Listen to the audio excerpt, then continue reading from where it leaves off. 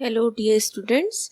आइए बेटा, अब हम एक थोड़ी सी रिवीजन करते हैं। कुछ इम्पॉर्टेंट कॉन्सेप्ट्स और कुछ क्वेश्चंस हम रिवाइज करेंगे, जिससे कि जो अभी तक हमने पढ़ा है वो हमारा फिर से हमें अच्छे से तैयार हो जाए। फर्स्ट क्वेश्चन इस तरीके से हमें दे रखा है डायग्राम। हमें एक्स फाइंड आउट करना है और इस तरफ ये एंगल आपको 60 डिग्री का दे रखा है। अब हमें पता चल रहा है बेटा, ये जब लाइन के एक ही तरफ एक कोण बनते हैं तो ये क्या बनाते हैं? रैखिक युग्म। किसी भी रेखा के एक तरफ बने कोणों का योग 180 डिग्री होता है और वो रैखिक युग्म कहलाते हैं ना। ऐसी इसके इस तरफ भी 180 है और इसके अगर हम नीचे की तरफ चलेंगे तो ये भी 180 है। तो अगर ये और ये दोनों एंगल मिला के 180 है तो हम क्या लिखेंगे? x plus 60 degree is equal to 180 degree. Reason क्या है? रैखिक युग्म, linear pair. It is a linear pair. अब ये हमारी इक्वेशन बन गई, तो हम इसे सॉल्व कर सकते हैं। x is equal to 180 minus 60 equal to 120 degree. Next question इस तरीके से हमारे को क्रॉस दे रखा है। क्वेश्चन आपको समझ आ रहा है? ये x हमें निकालना है, ये y और ये z, तीनों एंगल्स फाइंड आउट करने हैं। तो सबसे पहले हम इसमें ये कंसेप्ट निकालेंगे शीर्षाभिमुख कोण का। अगर दो रेखाएं परस्पर काटती हैं तो आमने सामने के शीर्षाभिमुख कोण बराबर होते हैं। तो इसके सामने ये और इसके सामने ये वाला कोण। इसका मतलब सबसे first of all I can write कि y is equal to 50 degree. ठीक है, अब हमारा y तो निकल गया। अब आप देखिए हम कौन सा उसमें रूल अप्लाई कर सकते हैं। ये एक लाइन है PQ। अब PQ के इस तरफ के अगर एंगल देखे जाएं तो ये क्या बन गया? फिर से रैखिक युग्म, यानी कि 50 जमा x किसके बराबर है? 180 degree. So x is equal to 180 minus 50 equal to 130। अब x के अपोजिट कौन है? z। So z is also 130। तो इस तरीके से हमारे तीनों एंगल्स निकल गए। नेक्स्ट बहुत इंपॉर्टेंट क्वेश्चन है। ये वाला एंगल हमें 90 डिग्री का दे रखा है और इस तरीके से ये डायग्राम है। दो एंगल्स यहाँ A और B है, यहाँ C है। अब आप ये देखिए, ये XY एक सीधी लाइन है, this is a straight line. तो ये वाले तीनों एंगल्स मिला के कितने के हैं? 180 के, जिसमें से कि ये वाला एंगल कितने का है? 90। तो ये दोनों एंगल कितने के बचे?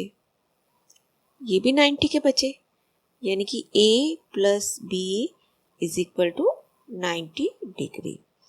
अब हमारे को यहाँ पर A और B का अनुपात दिया हुआ है 2:3। तो जब भी हमें अनुपात दिया हुआ है हम क्या मान लेते हैं? माना A बराबर 2K और B बराबर 3K। अभी हमने सीखा कि इन दोनों का टोटल 90 डिग्री है। इसका मतलब 2K जमा 3K बराबर 90 डिग्री। तो ये बन गया 5K। 5K is equal to 90 degree. So K is equal to 90 divided by 5 is equal to 18 degree. That means A is equal to 2K था ना, तो K 18 है, तो 2 गुणा 18 बराबर 36 डिग्री। ऐसे B बराबर 3 इंटू 18 बराबर 54 डिग्री। अब हम A और B निकाल चुके, जबकि हमसे मांगा क्या था? C।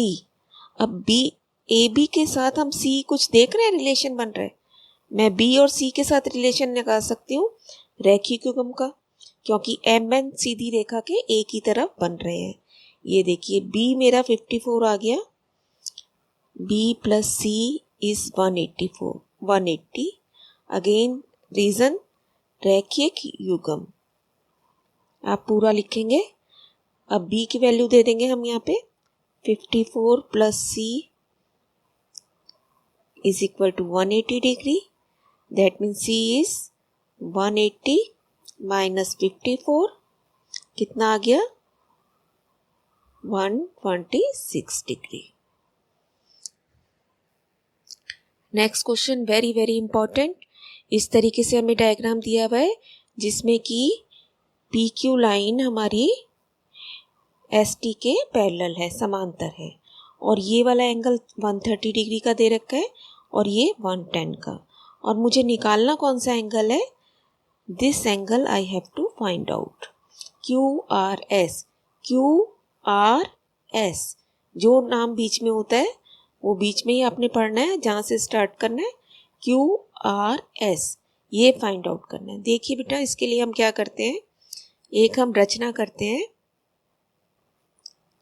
मैं इस आर से होते हुए इन दोनों लाइनों के समांतर एक रेखा खींचूंगी।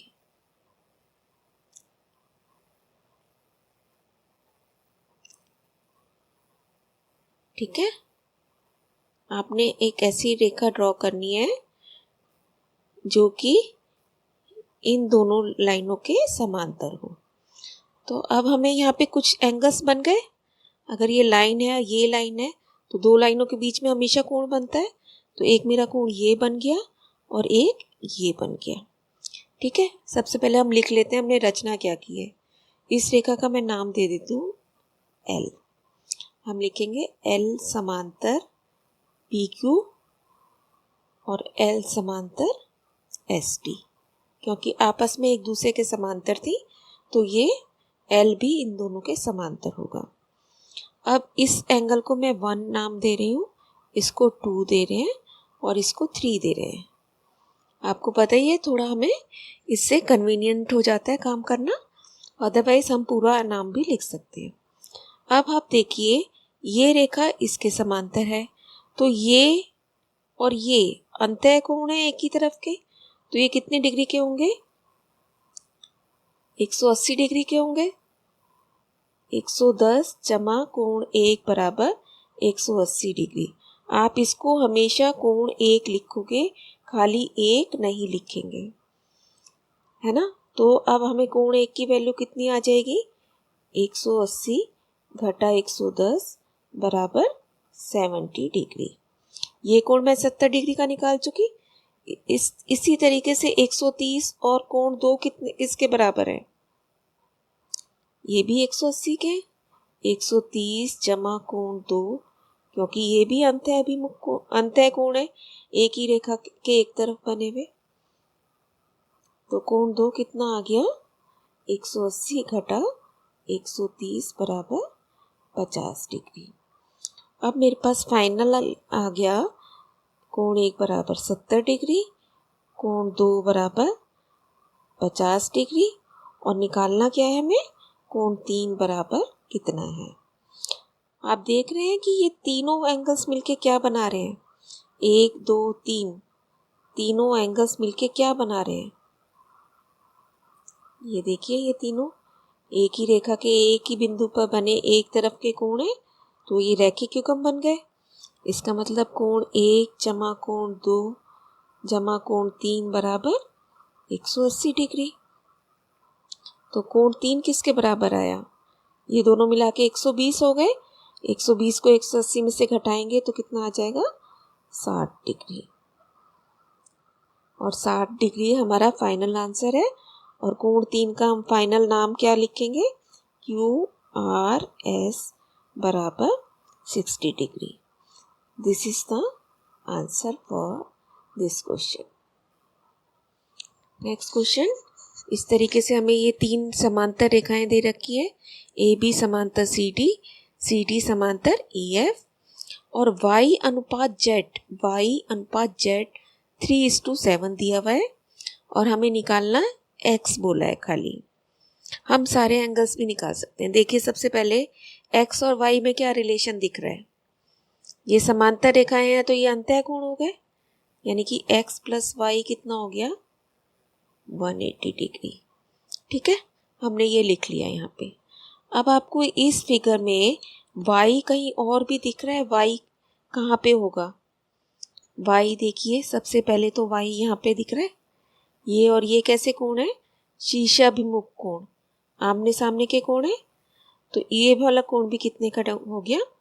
y। अब ये और ये रेखा समांतर है आपस में, तो इसका मतलब y जमा z कितना हो गया? ये भी 180 हो गया, जबकि इनका अनुपात कितना था? 3:7। तो फिर से हम अभी पहले क्वेश्चन की तरह क्या लिखेंगे? माना y बराबर 3k एंड z बराबर 7k। और अगर इन दोनों को जोड़ेंगे तो कितना आ जाएगा?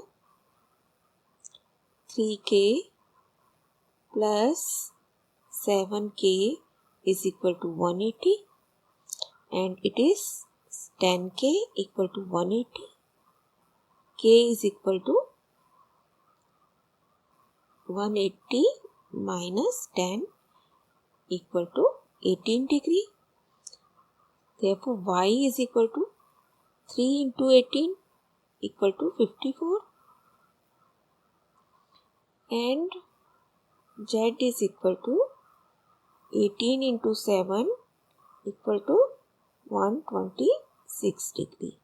देखिए आप चेक करके इनको, इन दोनों को मिलाकर 180 आना चाहिए, है ना?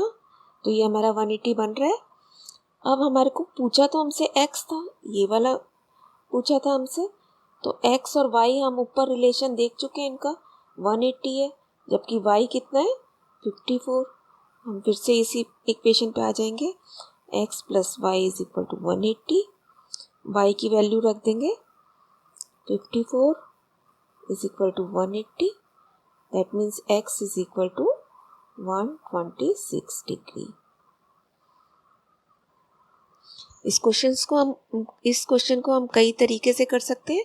हम z को यहाँ पे भी पहुँचा सकते हैं, तो z और x मेरे सेम बनेंगे। देखिए कैसे, z यहाँ z है ना, तो z का एकांतर कोण कौन सा बनेगा? ये वाला। देखिए z ये है ना इस side, this angle is z, तो ऐसे ही ये वाला एंगल भी क्या होगा? ये एकांतर कोण है ना इसका, ये z है। अब y और z क्या कौन सा रिलेशन बना रहे हैं? लीनियर पेयर, रैखिक युग्म का, इससे हम ये निकाल लेंगे। और z और x में अब कौन सा रिलेशन है? संगत कोण का, तो ये दोनों आपस में बराबर हैं, इसलिए हमारा x भी 126 डिग्री निकला और z भी 126 डिग्री निकला है। नेक्स्ट क्वेश्चन, एंगल PRQ मुझे निकालना है, जबकि ये मेरे को दिया हुआ है। तो अगेन मेरे को सेम रूल फॉलो करना है।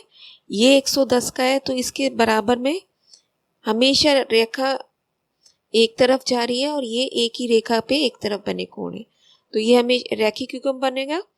तो हम बिल्कुल मेंटली भी इसे सॉल्व कर सकते हैं। ये 110 का है, तो ये कितने डिग्री का हो गया? 70 डिग्री का। ऐसे ही इसके बराबर में ये रैखिक युग्म बन रहा है, तो ये 180 में से आप जब माइनस करोगे इसे, तो ये कितना बनेगा? 45। अब अगर दो एंगल्स दिए हुए हो तो आप तीसरा निकाल सकते हो। PRQ मेरे से पूछा था, ये वाला, इसे आप निकाल सकते हो अच्छे से। अदरवाइज हमें बहिष्कोण भी पता है कि 110 किसके बराबर होगा? 110 बराबर 45 जमा कोण PRQ। तो 110 minus 45 equal to angle PRQ। कितना आ जाएगा? Angle PRQ is equal to 65 degree. Next question is very important again. देखिए हमें ये PQ लाइन PS के ऊपर लंब दे रखी है और यही PQ इस लाइन के समांतर है ST के, ठीक है। और साथ में x और y दो अननोन एंगल्स हैं और ये एंगल हमें पता है।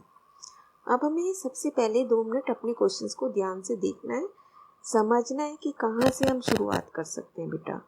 तो आप देखिए मैं कैसे ये करूँ, ये रेखा इसके समांतर है P एंड Q, ये वाली PQ समांतर ST के, तो समांतर है तो क्या क्लिक होगा आपके माइंड में कि कहीं संगत तो नहीं बन रहा या एकांतर तो नहीं बन रहा, है ना, या अंतः कोण तो नहीं बन रहा।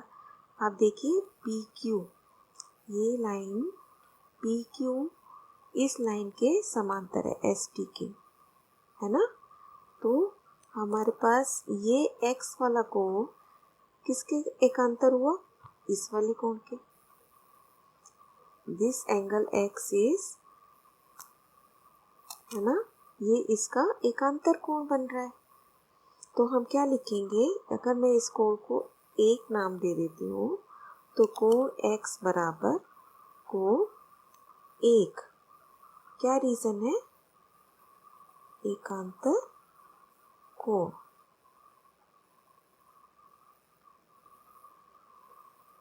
ऑल्टरनेट एंगल्स, है ना। अब कोण x और कोण एक इक्वल हो गए हमारे।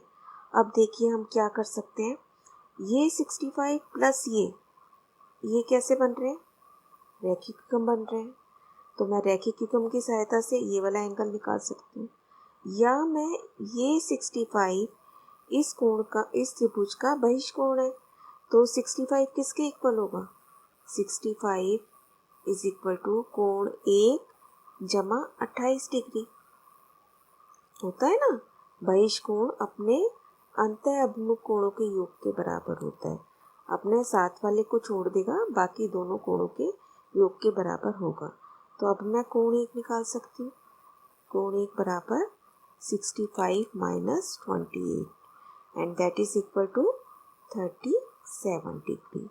इसका मतलब कोण एक्स भी मेरा कितना है, 37 डिग्री, क्योंकि ऊपर हमने देखा था कि ये दोनों एकांतर कोण है। अब कोण एक्स तो मेरा निकल गया। अब कोण एक्स हमारा 37, ये 90 का, ये इस पे लिख लेते हैं 37। और कोण, अब त्रिभुज के दो कोण मुझे पता है, पी क्यू एस। एक ऐसा त्रिभुज बन गया आपके पास जिसके दो कोण आपको पता है, एक 90 का, एक 37 का, और तीसरा हमें निकालना है। तो अब आप इजीली निकाल सकते हो। तो y कितना आ जाएगा, 90 plus 37 plus y is equal to 180। तीनों मिला के 180 है। तो ये बना 127 plus y is equal to 180 degree and y is equal to 180 minus 127 degree, that is equal to 53। Next, very very important, हमें हमेशा ही इसका यूज़ करना पड़ता है। ये एक आपको समकोण त्रिभुज दिखाई दे रहा है जिसमें कि हमें लंब की वैल्यू पता है और आधार की पता है, और हमें निकालना क्या है, इसका कर्ण। तो जहाँ समकोण त्रिभुज आएगा तब हमें क्या याद आना चाहिए, पाइथागोरस। तो पाइथागोरस नियम हम लगाएंगे यहाँ पे। क्या होता है, कर्ण का वर्ग बराबर लंब का वर्ग जमा आधार का वर्ग। ठीक है, तो अब हमें कर्ण का नाम क्या है यहाँ पे, AC का वर्ग बराबर लंब कितना दे रखा है, 12 का वर्ग जमा आधार कितना है, 5 का वर्ग। अब वर्ग का मतलब हमें पता है 12 गुणा 12, दिस इज 144 प्लस 25 कितना आ गया, 169। लेकिन मुझे तो खाली AC चाहिए, तो AC कितना आ जाएगा, √169 और that is equal to 13 cm। ठीक है, इस तरीके के बहुत से क्वेश्चंस की प्रैक्टिस आपको अपने आप करनी है। नेक्स्ट क्वेश्चन हमारा सर्वांग समता पे आधारित है कि हमें ये प्रूव करना है कि ये दोनों त्रिभुज आपस में सर्वांग सम है। तो जो क्वेश्चन दिया हुआ है उसी को हम दोनों त्रिभुज कंसीडर करेंगे, त्रिभुज ABC ये वाला और त्रिभुज ABD नीचे वाला। देखिए कितनी चीज़ें सिद्ध करनी पड़ती है सर्वांग समता के लिए, 3 चीज़ें। तो यहाँ पे इसने निशान बना के दे रखे हैं हमें। पहला, AC is equal to AD, और ये एंगल भी इक्वल का साइन डला हुआ है तो इसको हम नंबर दे देते हैं। सेकंड पॉइंट हम लिखेंगे कोण 1 बराबर कोण 2। थर्ड पॉइंट क्या है, आपको हमेशा कॉमन देखना है। एक बार आपने ज़रूर सोचना है कि जो ट्रायंगल्स दिए हुए हैं उनमें कुछ कॉमन है या नहीं। और कॉमन मैंने बताया था आपको कि यहाँ इनके नामों से ही आपको पता चल जाएगा। कोई दो लेटर आपको सेम दिख रहे हैं, ए बी इसमें भी आ रहा है, इसमें भी, इसका मतलब एक भुजा ए बी जरूर ऐसी है जो दोनों में कॉमन है। तो third is A B is equal to A B, आप रीज़न दोगे कॉमन। और ये दोनों चीज़ें हमें दिया है, हमें लिखनी है, दिया है, इसलिए दोनों त्रिभुज सर्वांगसम हो गए। ए बी सी सर्वांगसम किसके है, त्रिभुज ए के साथ ए ही का नाम आएगा, बी के साथ, क्योंकि बी इसमें भी बी है इसमें भी बी है, बी, और सी के साथ किसका नाम आएगा, डी। नेक्स्ट क्वेश्चन, हमें इस तरीके से दो फिगर्स दे रखे हैं और हमें बताना है कि ट्रायंगल ए बी सी किसके सर्वांगसम है। अब आप देखिए एंगल सी के इक्वल कौन है, एंगल एक्स, एंगल ए के इक्वल एंगल वाई, और ए बी भुजा के इक्वल कौन है, वाई जेड। कौन सा रूल लग जाएगा, ए एस, ए एस होता है ना ये रूल, तो ए एस रूल से है तो दोनों सर्वांगसम। अब हमें देखना है त्रिभुज कौन सा किसके सर्वांगसम होगा। ए बी सी सर्वांगसम, ए के साथ सबसे पहले आपका क्या आना चाहिए, वाई, ए के साथ कौन सा नाम जाना चाहिए, वाई, सी के साथ एक्स, तो सी तीसरे नंबर पे यहाँ पे, तो यहाँ पे भी एक्स तीसरे नंबर पे आएगा। बीच में क्या बचा इसका, एक्स वाई जेड है ना, तो बीच में क्या आएगा, जेड। इसको आपने देखना है और समझना है बार बार। नेक्स्ट क्वेश्चन, हमें दे रखा है ए बी भुजा बराबर है ए सी के, बी ई ए सी पर लंब है और सी एफ ए बी पर लंब है। हमें प्रूव करना है कि बी ई और सी एफ आपस में बराबर हैं। वेरी इंपॉर्टेंट, आप देखिए इसमें हम दो त्रिभुज कंसीडर करेंगे जहाँ पर ये दोनों रेखाएं आ रही हों। तो एक तो मेरा है बी ई सी, त्रिभुज बी ई सी, इधर से ये वाला, ये देखिए है ना, और एक हमारा हम ले लेते हैं ये वाला C F B, C F B, ये सारा ठीक है, एंड त्रिभुज सी एफ बी में। तो अगर मैं ये दोनों त्रिभुज सर्वांगसम सिद्ध कर दूं तो ये भुजा भी इनकी बराबर हो जाएगी। तो नंबर 1 देखिए, सबसे पहले कॉमन देखते हैं, चलिए इसमें बी ई सी, और इसमें भी सी और बी आ रहा है, सी और बी, तो इसका मतलब बी सी भुजा दोनों में आ रही है। यहाँ से भी हमें दिख रहा है कि दोनों में बी सी भुजा आ रही है। हम क्या रीज़न देंगे, कॉमन। नंबर 2 देखिए, ये वाला कोण 90 का दे रखा है, ये भी 90 का, तो अगेन इसको मैं नंबर दे देती हूँ 1 और 2। हम लिखेंगे कोण 1 बराबर कोण 2, रीज़न क्या है, 90 डिग्री। थर्ड पॉइंट इज भुजाएं, देखो आप इसको बराबर दे रखी थी हमें, ए बी बराबर ए सी, तो अगर भुजाएं बराबर हैं तो हम सीख चुके हैं कि इनके सम्मुख कोण भी बराबर होंगे, है ना। तो इसका हमने नाम क्या लिखेंगे, पूरा नाम लिखते हैं, चलिए अब की बार ए सी बी, जबकि छोटा त्रिभुज यहाँ से शुरू हो रहा है, ई सी बी, कोण ई सी बी बराबर किसके है, इस वाले कोण के, तो ये कहाँ से शुरू हो रहा है, एफ बी सी, कोण एफ बी सी, रीजन बराबर भुजाओं के सम्मुख कोण, सम्मुख कोण भी बराबर होते हैं, आपको पूरा लिखना है। देयरफॉर 3 चीज़ें हमारी हो चुकी, तो रूल कौन सा लग रहा है, दो एंगल्स और एक साइड ए ए एस, तो हम लिखेंगे त्रिभुज बी ई सी सर्वांगसम है, त्रिभुज किसके सर्वांगसम है ये देखना पड़ेगा, बी और सी के साथ बी और सी ही आना चाहिए और ई के साथ एफ आना चाहिए, क्योंकि कोण 1 और 2 के ऊपर ई और एफ का नाम है। तो हमारा ये बना B F C, B F C. अब इसका क्या मतलब हुआ, यह इसका हम देखेंगे C F B, B angle C के इक्वल था, ये देखिए ये वाला बी एंगल सी के इक्वल था। तो अगर इस त्रिभुज में बी नाम है तो इसमें सी नाम आएगा, बी और सी आपस में बराबर है, बी बी के इक्वल नहीं है, बी और सी आपस में, तो जहाँ इसमें बी आ रहा है वहाँ इसमें सी आएगा, जहाँ सी आ रहा है वहाँ बी आएगा और ई और एफ आपस में बराबर है।